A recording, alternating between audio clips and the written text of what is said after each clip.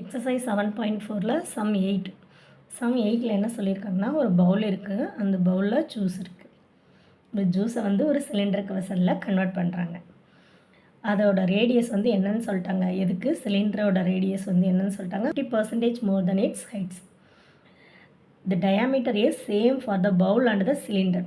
Diameter சேம்னு சொல்லிட்டாங்க. அப்போ ரேடியஸும் சேம் தான் ரெண்டுத்துக்குமே. Find the percentage of juice that can be transferred from the bowl into the cylindrical vessel. இப்போ எவ்வளோ ஜூஸை ட்ரான்ஸ்ஃபர் பண்ணாங்க அப்படின்னு கேட்குறாங்க. நம்ம வால்யூம் தான் ஃபைண்ட் அவுட் பண்ணணும். ஃபஸ்ட்டு கிவன் எழுதிக்கலாம். கிவனில் உங்களுக்கு என்னது சிலிண்டருக்கும் அடுத்து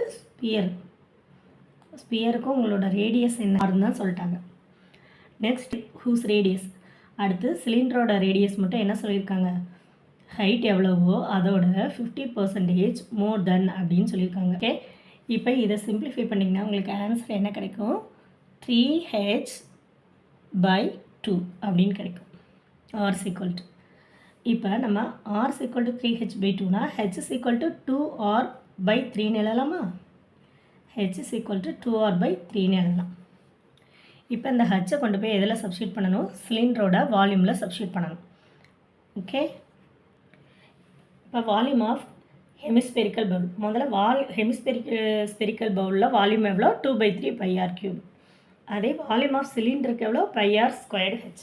உங்களோட ஹெச்சோட வேல்யூ என்ன, πr² 2r/3.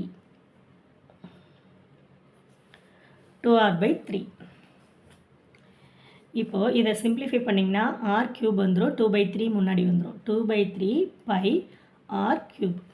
இப்போ பார்த்தீங்கன்னா இதுவும் சேம்.